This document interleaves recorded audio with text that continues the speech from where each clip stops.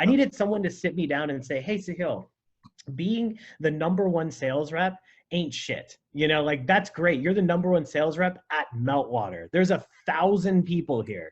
There's 18 million salespeople in the world, right? Like you're like the number one player of like a Div 6 like a soccer team. Like you need to get yourself to the Champions League and be the best player in the world if you really want to brag like this. Like right now you ain't shit, kid. Like I needed someone to check me like that, and I just didn't. I'm confused. Scott, are we going to call this, the self-proclaimed Jesus of sales episode, or being number one on the leaderboard don't mean shit? Like that's a great name for the sales for this episode. Yeah, that's a good. That one's a good quote right there. Yeah, I'm sure that this whole experience though had prepared you to be a much better CEO, much better founder.